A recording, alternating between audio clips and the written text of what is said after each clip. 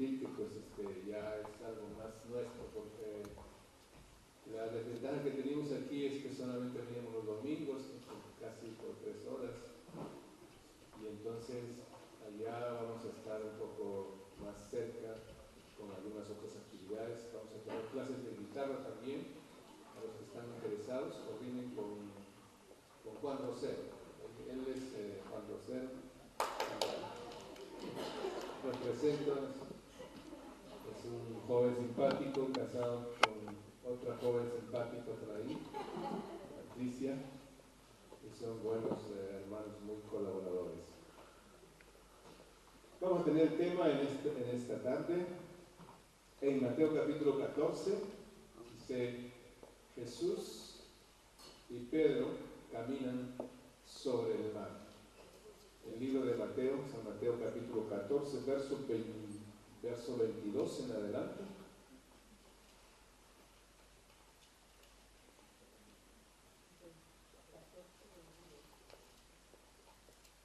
Mateo capítulo 14, verso 22 en adelante. Dice el verso 22: enseguida Jesús hizo a sus discípulos entrar en la barca e ir delante de él a la otra ribera, entre tanto que él despedía a la multitud. El Señor Jesucristo anteriormente había hecho la alimentación de 5,000 personas. Había alimentado 5,000 personas con, creo que tenía 5 panes de cebada y 2 o 3 pedazos de pescado. Y con eso todos ahí experimentaron el milagro. Imagínese usted, Jesús oró por ese poco de alimento que había, y cuando empezaron a poner en los canastos para repartir a la multitud, los canastos se llenaban de alimento y se llenaban de alimento, y finalmente, después de alimentar, sobró todavía. Ese fue el milagro tremendo que había ocurrido. Y parece que Jesús no era alguien orgulloso, era alguien muy sencillo y muy cortés y muy amable, porque dice que le dijo a sus discípulos: vayan ustedes adelantándose en la barca, vayan adelantando hacia la otra ribera, y él se quedó despidiendo a la multitud. Ahora, los discípulos rápidamente tomaron la decisión de salir hacia el mar, se subieron a la barca, se fueron, y no preguntaron a qué hora iba a venir el Señor Jesús, ni cómo, o sea, en ese momento no pensaron. Jesús se quedó despidiendo a la multitud. Ya les digo que era amado. Pudo haberse desaparecido en ese momento rápidamente con sus discípulos, pero se despidió. ¿Qué significa eso? Que seguramente, bueno, Jesús no era sudamericano como nosotros. No sé si daban la mano. Nosotros hemos estado en Japón, y en Japón es así, no te dan la mano, te bajan la cabeza, ¿no?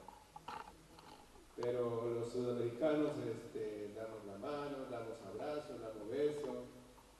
Ahora, no sabemos, no exactamente, yo no sé cómo Jesús despedía, pero sí sé que conversó con algunos, seguramente los saludó y se despidió de algunas personas, de toda esta multitud. Fue cariñoso, fue cortés. Y después de esto, en el verso 23 dice: despedida la multitud, subió al monte a orar aparte, y cuando llegó la noche estaba allí acompañado. Están atentos, qué bueno. Después de despedir a la multitud, subió al monte a orar. Subió al monte a orar. Ese día, desde la mañana, para Jesús fue un día muy ocupado. Imagínese usted predicar a 5,000 personas, sin micrófono. Debe ser la garganta del Señor Jesús muy fuerte, ¿no?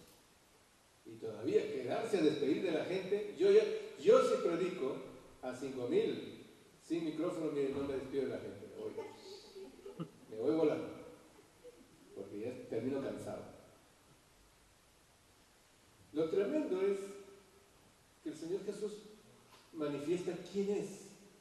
Él es un hombre de oración. Y se queda solo, lo adelanta a sus discípulos. Los discípulos no preguntan por qué, obedecen y se sube al monte a orar. ¿Cuánto tiempo? Que no nos habla aquí del... Parece que todo esto ocurrió en el día, en la mañana estuvo predicando a las 2, más o menos, a la 1, a las 2, ya esta gente estaba con hambre, no sé si era a las 3 de la tarde, esta gente estaba con mucho hambre y empezó a ocurrir el milagro. Llegó la tarde, Jesús se quedó a despedir, los discípulos se fueron hacia el mar, dice, y cuando llegó la noche, cuando se subió al monte a orar, cuando se subió al monte ya llegó la noche. Y estaba allí solo. ¿Cuánto tiempo se puso a orar? Eso lo vemos más adelante cuando leemos todo el pasaje. Porque dice que a la cuarta vigilia se apareció caminando sobre el mar. O sea, más o menos a las 4 de la mañana apareció caminando en el mar. Significa, no sé en qué momento entró hacia el mar caminando, ni sé cuántas horas caminó, pero yo me imagino que en el monte oró más o menos unas 3 horas. Solo. Sin micrófono, sin CD, sin un equipo de alabanza. Y no estaba desanimado. No necesitaba una motivación. No tenía parlantes, no tenía un salón como este, no había cortinas, no había luces. Estaba en el monte solo. Cuando hay un deseo tremendo de buscar a Dios, no se necesita mucha motivación, no se necesita mucho adorno, mucha cosa. Pero sí tenía un profundo deseo de entrar en comunión con Dios su Padre. Muchas veces nosotros ponemos muchos pelos y muchas barreras, ¿no? Si estamos por allá, no, que es muy frío. Si estamos por allá, no, que es mucha calor. Si estamos, no, que es muy grande. Si estamos, no, que es muy pequeño. Un montón de cosas. Si no tenemos micrófono, ¿y por qué no hay micrófono? Y si lo tenemos, no, que es mucho ruido.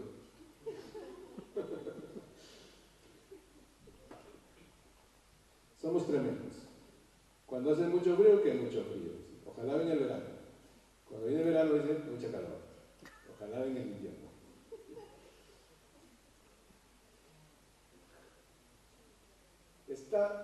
Se quedó en el monte y estaba allí a orar, y estaba allí solo.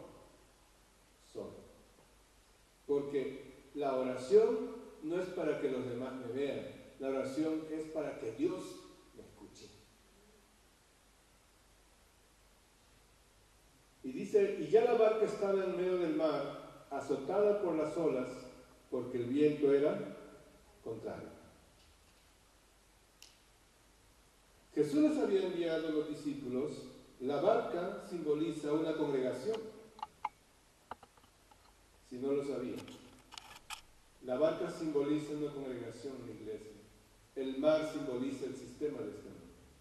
Y Jesús les dijo, espérenme en la otra ribera. O sea que era la voluntad de Dios que la embarcación avance. Y lo que Jesús declara siempre ocurre. Esa barca iba a llegar a la otra ribera. Jesús ya lo había declarado. Pero el hecho de que algo sea la voluntad de Dios no significa que todo va a ser en calma. Ocurrió algo en el medio camino. Cuando ya estaba la barca en el medio del mar, estaba azotada. ¿Por qué? Por las olas. ¿Por qué? ¿Qué había pasado?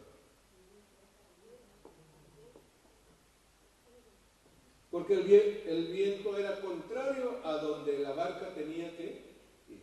Más fácil es avanzar y remar donde te empuja el viento.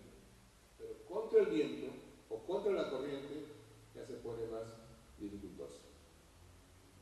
El hecho de que algo sea la voluntad de Dios no significa que todo te va a salir fácil. Muchas veces hay muchos cristianos, muchos creyentes que piensan, si es la voluntad de Dios, todo me va a salir fácil. Mire, a veces la voluntad del diablo también sale fácil. ¿Sí? He conocido a cuantas mujeres que se han engañado. Han visto a un hombre muy guapo, muy simpático, hasta con su maletín James Bond. Mire, era de la voluntad del diablo. Y todo salió muy rápido. Todo salió rápido. El hecho de que muchas veces son intuiciones, pensamientos humanos, ¿no? Si todo me va fácil, eso es la voluntad de Dios. No, tenemos que discernir las cosas de Dios. ¿Y cómo se discierne eso? En oración. Jesús, siendo el Hijo de Dios con mayúscula, oraba, se pasaba horas en comunión con su Padre. ¿Cuánto tiempo pasas tú en comunión con tu Padre? No me digas 5 minutos. Pero Jesús se pasaba horas. Algunos predicadores dicen, es más fácil pasar horas hablando con los hombres que pasar horas hablando con Dios. No sé si a usted le ha ocurrido algo parecido. Y entonces ocurre algo tremendo. Ocurre algo sobrenatural. Jesús aparece caminando sobre las aguas, sobre las olas. Aun cuando el viento era contrario, Jesús aparece caminando. Nos muestra la Biblia que Jesús tiene doble naturaleza, hombre 100% y divino 100%. Solo alguien sobrenatural puede venir caminando sobre las aguas. ¿Alguna vez usted ha caminado sobre las aguas? Seguro que es sobrenatural si usted camina sobre las aguas. Pero si usted se hunde, seguro que es natural también.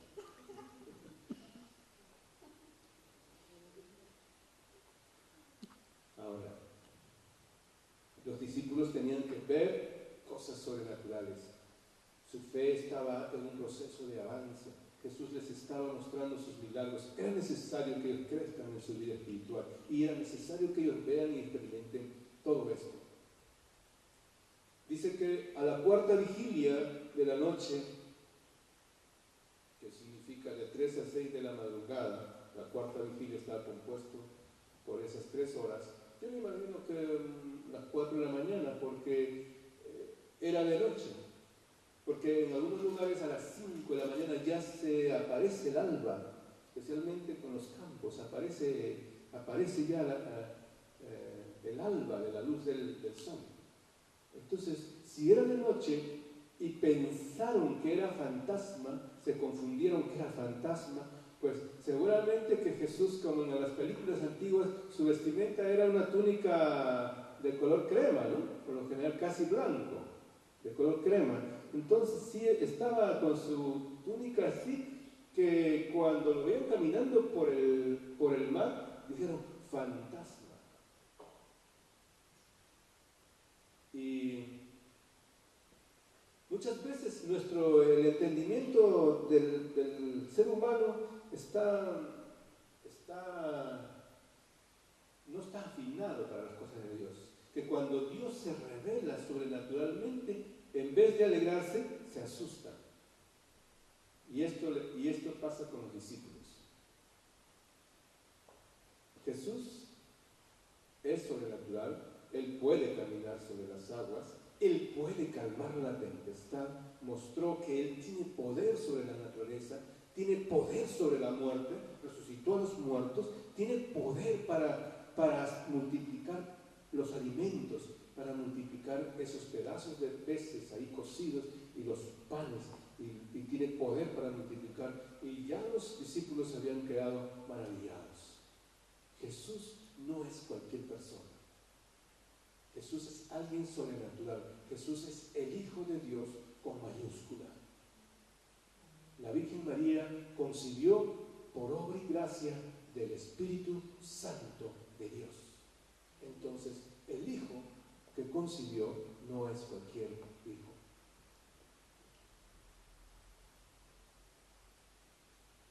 Y a mí me llama la atención, a mí me gusta escudriñar cuando se lee en el verso 26, dice: y los discípulos, viéndole andar sobre el mar, se turbaron diciendo: un fantasma. Y dieron voces de miedo. Qué lindo cómo narra Mateo humildemente. Este evangelista, cómo narra esta parte. Qué lindo cómo narra, qué sincero, qué honesto, qué humilde. Porque él estaba también dentro de ellos. Pensaron, se turbaron, diciendo: un fantasma, porque esa es la forma que está expresando ahí, ¿no? Signo de admiración.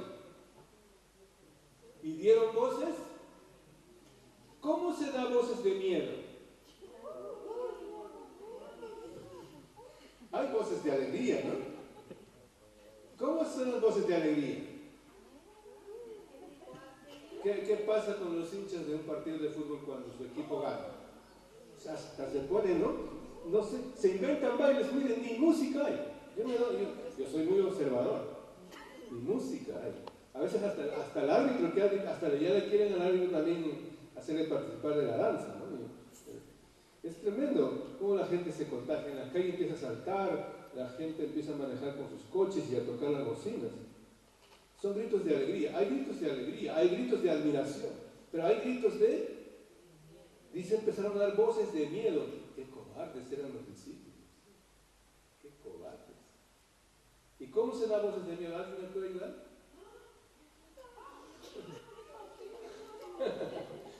¿Ah? Su miedo era tan tremendo que lo empezaron a expresar. Dice que dieron voces de miedo los discípulos. Qué tremendo. Un fantasma. Pero Jesús enseguida los calmó y les habló diciendo: tened ánimo, no teman, no temáis, yo soy. Yo soy, está escrito en el Antiguo Testamento cuando Moisés empezó a preguntar a la zarza, cuando Dios le hablaba y le dijo: dime tu nombre, ¿quién eres? Y le dijo: yo soy el que soy. Y cuando Jesús dijo a los soldados que fueron a prenderle en el huerto de Getsemaní: ¿a quién buscáis? A Jesús Nazareno, rey de los judíos. Jesús dijo: yo soy. ¿Y qué sucedió con los soldados? Dice la Biblia que se cayeron, desmayaron, y él los volvió a levantar. Ese yo soy de Jesús no es el yo soy nuestro. Cuando nosotros tocamos el timbre en un piso, ¿quién es? Yo soy. Y la gente tiene que intuir por nuestro tono de voz, ¿no?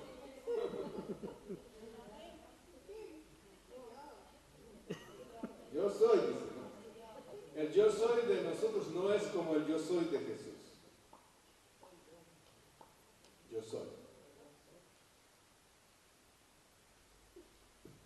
Y les dice, les anima, entonces les dice: no tengan miedo, tengan ánimo, no teman. Pero aparece alguien ahí que es rápido para reaccionar. Pedro.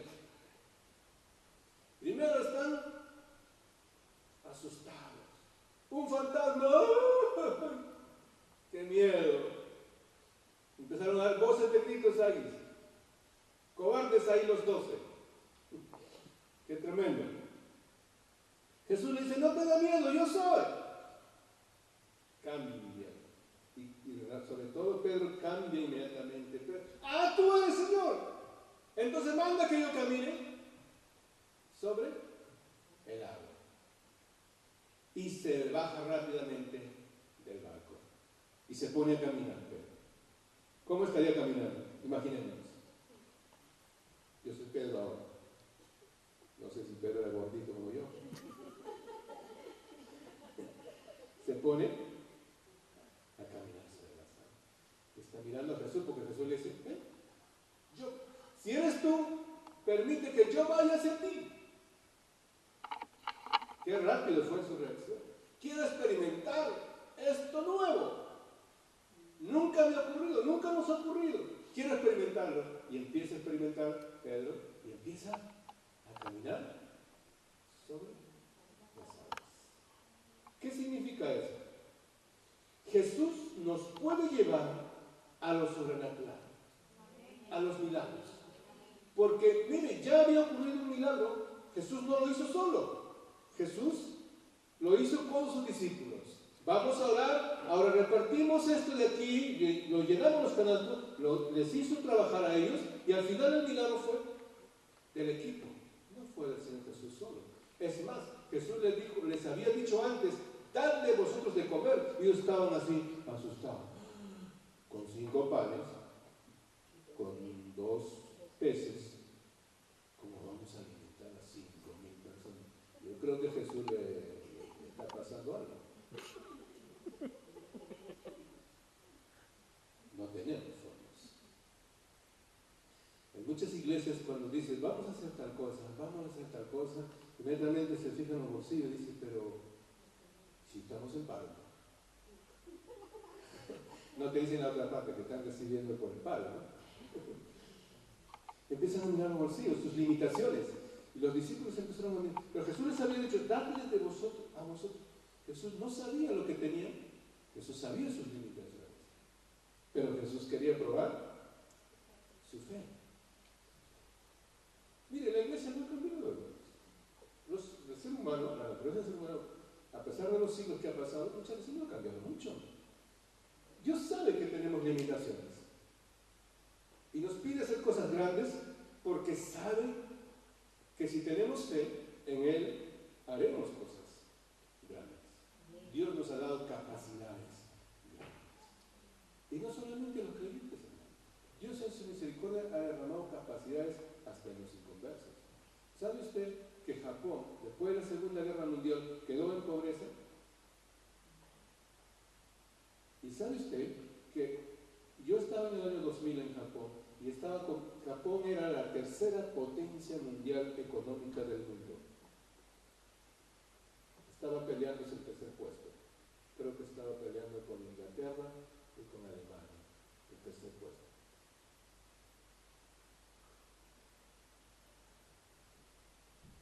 Habían quedado en pobreza. Pero cuando el hombre decide salir adelante, decide trabajar, toma decisiones de usar sus capacidades, puede salir de cualquier tipo de crisis. Dios le ha dado capacidad. Por eso es que Dios nos creó a su imagen y semejanza. Sino que a veces es usado para el mal, las capacidades que Dios nos ha dado.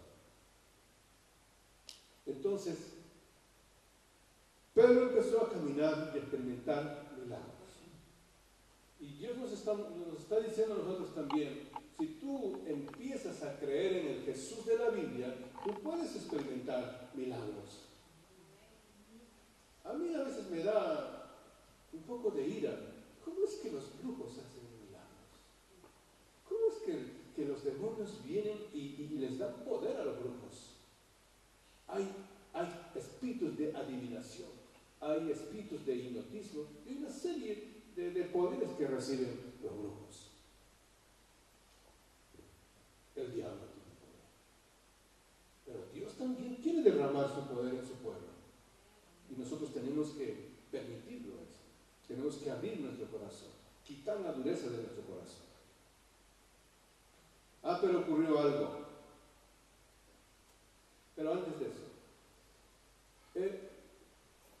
a pesar de las fallas, Pedro es un ejemplo de ser una persona atrevida, hablando positivamente. Si Pedro no hubiera sido atrevido, nunca hubiera experimentado eso. Muchas veces nuestra fe tiene que ser atrevida. Si queremos ver milagros, queremos ver sanidades, queremos ver milagros, tenemos que ser atrevidos. Tenemos que, como dice la Biblia, poner nuestras manos y orar por el que está enfermo. ¿Sí? Tenemos que ser violentos. Tenemos que... Yo experimenté, no sé si milagros tú sabes, de la yunza, del cortamonte, ¿no? Eso también hay en mi pueblo. En mi pueblo plantan un árbol, la fiesta de la yunza, y le ponen un montón de regalos en el árbol. Y luego por parejas, ¿también hay? Así. ¿Y cómo se llama? Palo cebado. Y las parejas hacen una, ¿no? Rodean el árbol y empieza la música. Ahora, imagínese usted la música, yo no le voy a cantar todo, no le voy a narrar todo, pero las parejas están y con el hacha un solo golpe le pueden dar, no es más, si no ya le llega la multa, ¿no?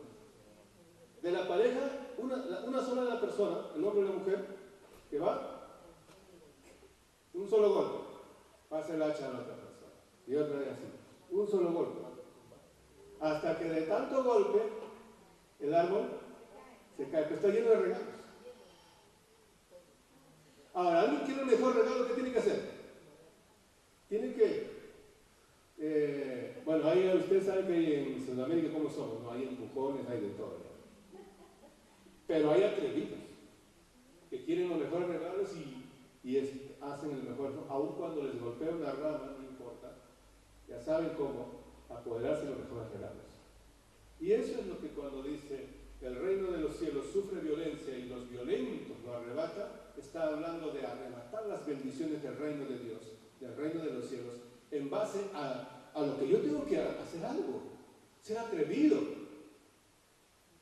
Muchas veces pensamos que los cultos religiosos, cristianos, hay que ir a la iglesia muy ceremonioso y hay que alabar muy ceremonioso y hay que cargar la Biblia muy ceremonioso, hay que sentarnos muy ceremonioso, todo muy ceremonioso, y escuchar un mensaje muy ceremonioso. ¿Quién va a narrar? ¿Quién explica eso? ¿Quién ha dicho que eso es así? Eso se llama la liturgia, ¿no? Y hay que hacerlo todo ordenadamente, organizadamente, litúrgicamente, ceremoniosamente, para que Dios nos bendiga. ¿Quién ha dicho eso? Ni la Biblia nos enseña eso.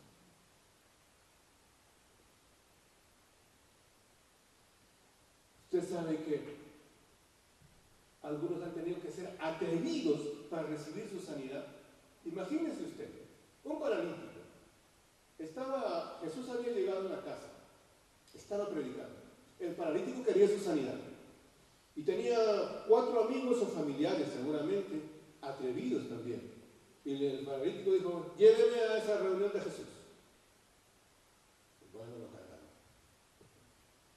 Pero cuando vieron que la puerta estaba llena de gente, de multitud, nadie podía entrar, estaba llena, entonces dijeron, ¿ahora qué hacemos? El paralítico dice, pues, usted tiene que hacer alguna manera de hacerme entrar aquí, porque yo he esperado muchos años mi sanidad, y este es el hombre que puede sanar mi vida, y yo necesito el milagro hoy. Pues piensen en algo que pueden hacer. Es que no sabemos qué podemos hacer, miren, nos tocaría empujar a la gente, pero ahí, por ahí se le ocurre, la única manera sería por el techo. Pues a mí no me importa que tienen que hacer ustedes, pero ustedes me tienen que hacer entrar ahí, por favor. O sea, es atrevido.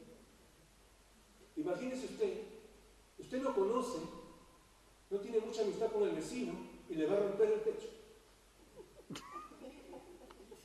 No, pero eso está narrado en la Biblia, ¿sí? Muchas veces nosotros leemos muy religiosamente, muy ceremoniosamente, ¿sí? ¿No? Parece muy sencillo. Pero hágalo usted ahora. O sea, mire, si alguien me rompe el techo, pues yo tengo que reaccionar. ¿Cómo así? No me pidió permiso. Pero claro, Jesús estaba ahí. Esa es la cosa. Había una unción especial. Había una paz más especial. Pero ellos fueron atrevidos en subirse al techo, atrevidos en romper el techo y atrevidos en bajarlo cuando Jesús está predicando. Eso es ser atrevido. Y Dios quiere que nuestra fe sea atrevida. Muchas veces no ocurren los milagros porque no somos, ay, ¿qué dirá? Si yo le pongo la mano y oro, y si yo le digo, fuera enfermedad, fuera diablo de aquí, de esta casa, ay, ¿qué pensarán de mí? Pues que piensen lo que sea, me estoy echando fuera al diablo, no a Dios. Amén. Amén.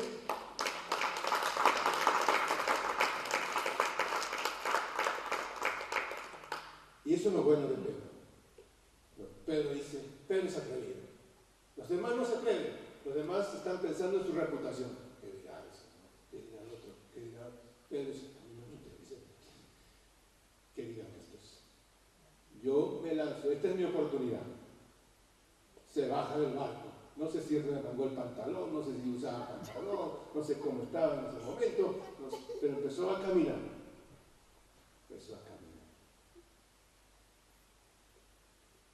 ¿Qué más pasó? Es que tenía que ser Pedro. Se hundió.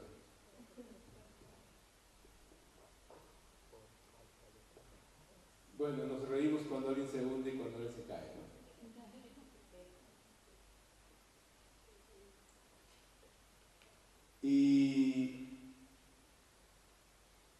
¿Y por qué no le aplaudían? Entonces, ¿por qué no decían ¡hurra! Cuando Pedro estaba caminando sobre las aguas? Muchas veces el ser humano es así. Cuando ya empieza a ocurrir el milagro, lo ve como natural. Las cosas positivas, las virtudes, parece como que ya te parecen natural. Y los defectos, empiezan, ¿no?, a sobresalir. Es como cuando te enamoras, empiezas a ver las virtudes de la persona que te enamora. Y empiezas a sobresaltar las virtudes de la persona que te enamora. Pero ya después pasa el tiempo y empiezas a ver los defectos. Y las virtudes como que se van opacando. Y no te quedes concentrado en los defectos porque eso es muy peligroso. ¿Sí? Porque esa persona te puede cansar. Entonces, lo que quiero decir es que sí se puede caer. ¿Pero por qué cae Pedro? Dice que mientras miraba a Jesús, empezó a caminar. Pero dice que luego miró el viento que era contrario. Empezó a mirar el viento y empezó a mirar las olas del mar.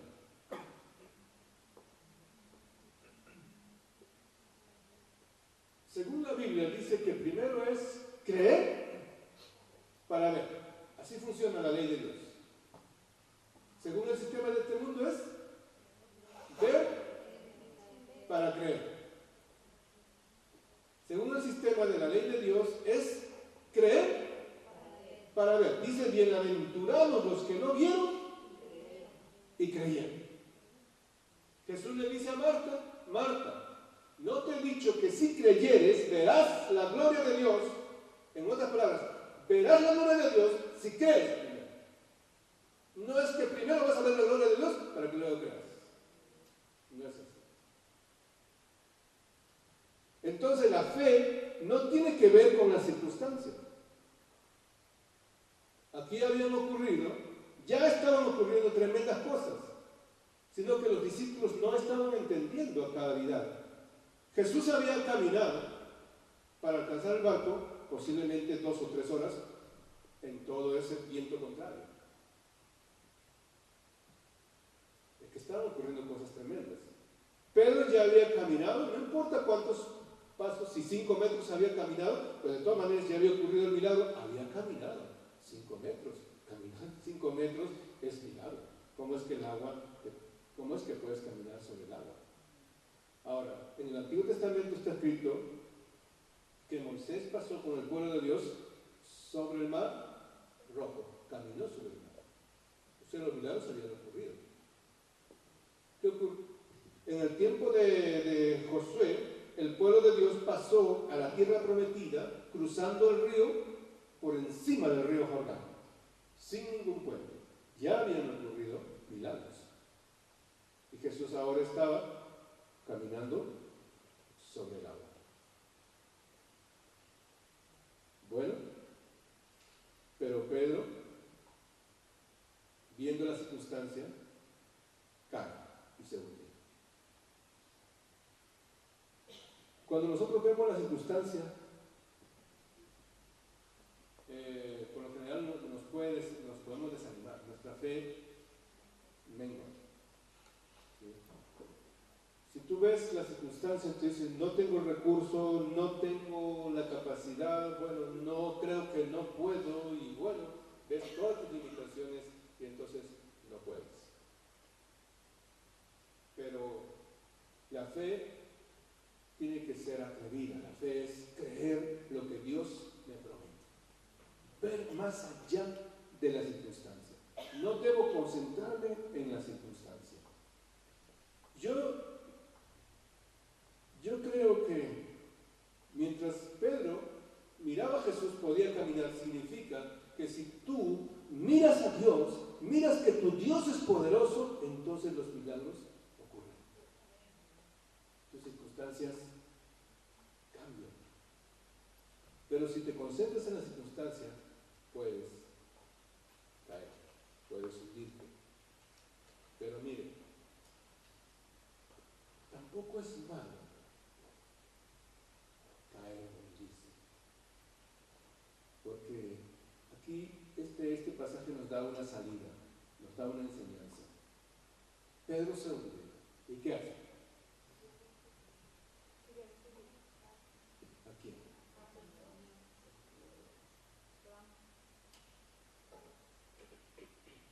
Clama. Jesús. Jesús, ayúdame. ¿Y qué hace Jesús? Ya faltaba poco para llegar. Ya faltaba poco. Un par de pasos más. Extiende la mano y lo levanta. Lo levanta y llegan caminando hacia la barca. ¿Saben? Nosotros no podemos quedarnos en nuestros fracasos. ¿Hemos tenido fracasos en la vida? Sí, diga sí. Si usted no ha tenido fracaso en la vida, pues yo considero que usted es un ángel. Hemos tenido fracasos en la vida. ¿La gente se ha burlado? Posiblemente sí. ¿Hemos sentido vergüenza de habernos caído y de habernos hundido, de haber fracasado?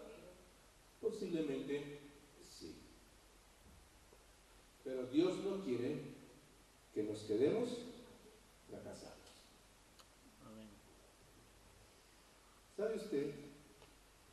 El presidente que ahora es en Honduras, nosotros vivimos en Honduras, en una reunión de pastores, lo invitaron, era candidato, y tuve la oportunidad de darle la mano.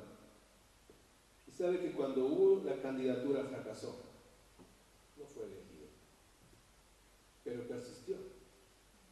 Hoy es presidente en Honduras, porque no se desanimó por su primer fracaso. Hay mucha gente que cuando cae, cuando se hunde, cuando fracasa, se queda derrotado. ¿Sabe lo tremendo?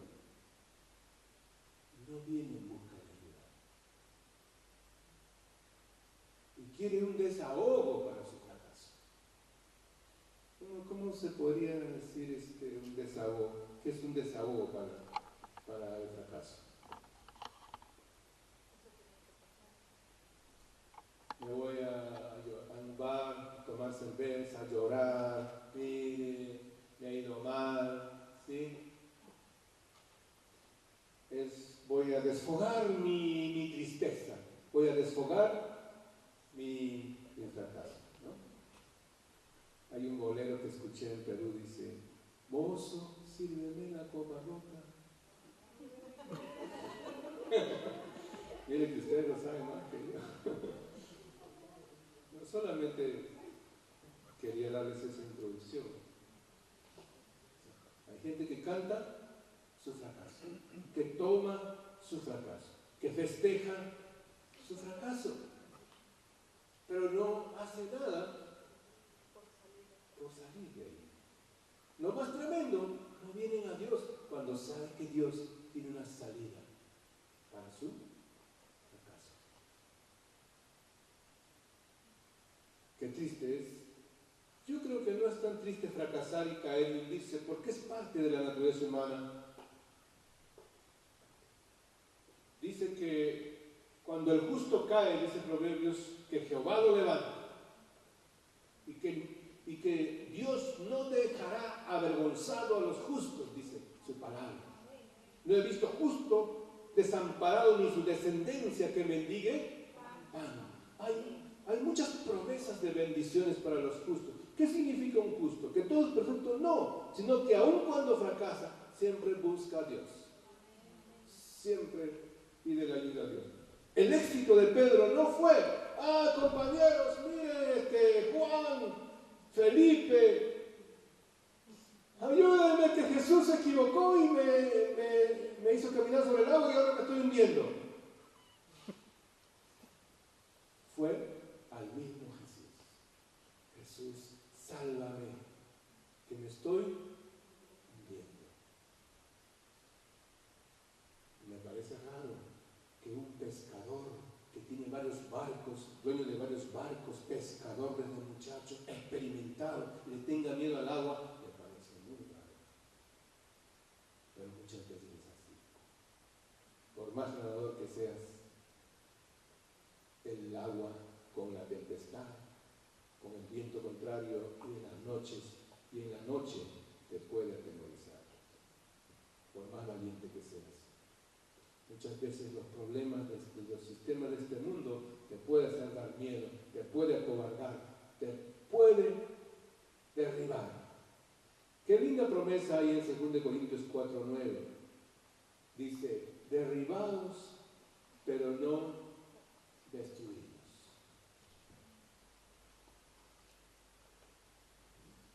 Hay cuantos luchadores que han sido derribados, pero no significa que fueron vencidos. ¿Sí? Hay cuantos equipos que han sido ganados en el primer tiempo y luego tuvieron que remontar en el segundo tiempo. Hay cuantos que han tenido, que tal vez aparentemente ya habían perdido todo, y han sido derribados. Cuando un boxeador lo derriba al otro, es principio de noqueo. El noqueo es que ya lo puede ganar, pero no significa que ya está noqueado si alguien cayó. Eso es lo que está explicando 2 Corintios 4:9. Derribados, pero no destruidos. El diablo no tiene poder y autoridad para destruir nuestras vidas. Por eso dice el dicho: si hay vida, hay esperanza.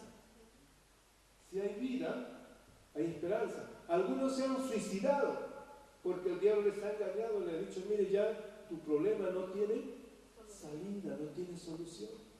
Y han creído la mentira del diablo. Pero aquí dice derribados. Tal vez alguna vez vamos a caer, pero Dios es poderoso. Tenemos un Dios poderoso que si le clamamos a Él, le pedimos ayuda, nos arrepentimos, buscamos su fortaleza, Él tiene poder para darnos la victoria. Dele para los apóstoles.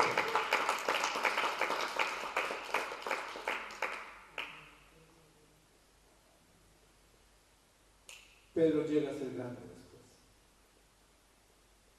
Sí. parte, vemos a Pedro tal cual es, vemos sus precipitaciones, vemos sus debilidades, pero él sí cayó, sí se hundió, pero Jesús lo levantó, y lo levantó tan tremendamente,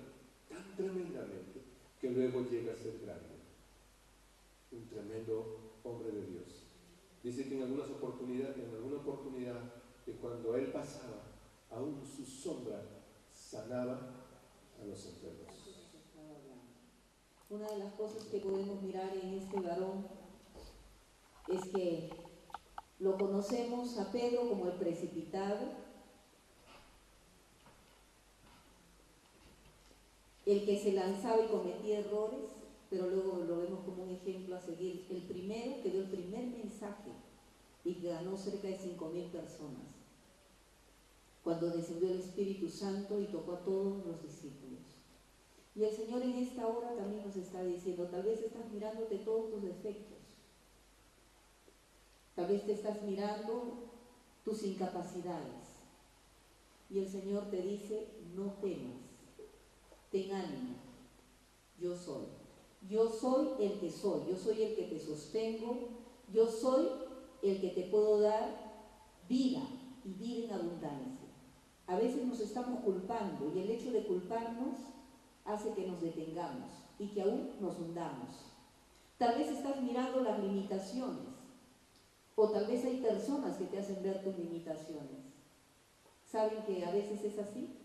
Hay gente que constantemente te está mirando para juzgarte y para hacerte ver tus limitaciones. En uno de los devocionales que colgué en el Facebook, que seguramente el del día antes de ayer, dice acerca de la crítica, ¿no? Siempre evalúa quién es el que te critica. Porque hay personas que te critican, dicen, constructivamente. Pero hay personas que te critican para destruirte. Si la palabra que te dan es para destruirte, entonces no tomes oídos a esa crítica. Amén. Pedro, ¿qué fue lo que le hizo caer a Pedro? El temor, porque vio que venían vientos contrarios. Le sopló el viento contrario y él se asustó, le dio un susto, le dio miedo y se hundió. En este mundo tenemos vientos contrarios, amistades que constantemente nos están diciendo o nos están haciendo recordar nuestra vida pasada. ¿Cierto? Nos hacen recordar la vida pasada y lo que sucede es que te hacen volver atrás. Tú tienes que decidir a quién vas a escuchar y a quién vas a mirar. ¿Vas a escuchar a Dios, a Jesucristo y su palabra? ¿O vas a escuchar las voces extrañas? De aquel que te dice, ay, pero si cuando estábamos en el mundo éramos felices, ahora ya no lo somos. Esos son los vientos contrarios. Jesucristo nos está invitando a ser valientes. Todo lo que sucedió en la Biblia es para enseñarnos a nosotros qué fue lo que le hizo caer a Pedro para que tú no caigas. Amén. ¿Cuáles son las críticas? ¿Cuáles son las cosas que el enemigo está? ¿Cuáles son los vientos contrarios? De pronto en el trabajo, si son varones, tal vez les está diciendo, ah, ya eres un saco largo. ¿Cómo le dicen en Ecuador a los hombres dominados por la mujer? Mandarina. Bueno, en Perú le dicen saco largo. Sí, dice, uy, tu mujer te está dominando, no saco largo. Entonces el hombre tan machista dice, uy, me están diciendo mandarina. Pues voy a demostrarle a mis amigos que no soy mandarina. A ver, ¿a dónde se van ustedes? Y lo que no saben, cómo es que vive ese hombre en su casa. De seguro que él sí es más re mandarina. De verdad. Pero ante sus amigos quiere mostrarse macho. Macho menos, ¿no? Y si somos damas, nuestras amigas nos dicen, pero ¿por qué te dejas dominar por tu marido? El Señor Jesús dice, no temas, yo estoy contigo. Que el Espíritu Santo en esta tarde nos ayude a tomar decisiones. Primera decisión, a confiar en Jesús. Porque en el momento que quitamos nuestra mirada de Jesús, nos hundimos. Vienen las ansiedades, vienen las angustias. Yo no sé si usted ha pasado por ansiedades y angustias. Yo he pasado. Yo sé cómo se siente separar los ojos de Jesús y caer. Cuando estoy escuchando lo que dicen allá, ¡trum! Cuando yo debo de solo escuchar a mi Padre. Y yo te invito allí donde tú estás a cerrar tus ojos en esta tarde. Yo no sé qué viento contrario te ha azotado. Hoy Margarita decía que ella venía de la iglesia y se sentía hipócrita. Esa es la palabra que dijiste, ¿verdad, Margarita? ¿Y cuántas veces hemos sido hipócritas? Nos incluimos todos. Mostramos una cara y somos otros. Y necesitamos que el Espíritu Santo hable a nuestro corazón. Hoy le podemos decir al Señor, nos ha hablado. El Espíritu Santo está diciendo, ¿a quién? ¿Qué viento extraño ha tocado tu casa espiritual? ¿Qué es lo que te está golpeando? ¿Qué es lo que te está separando de mí? ¿A quién estás escuchando? Si escuchamos a las tormentas que el diablo levanta a nuestro alrededor, va a traer soledad, tristeza, desesperación, angustia, ansiedad. Pero el Señor Jesucristo dice, yo he venido para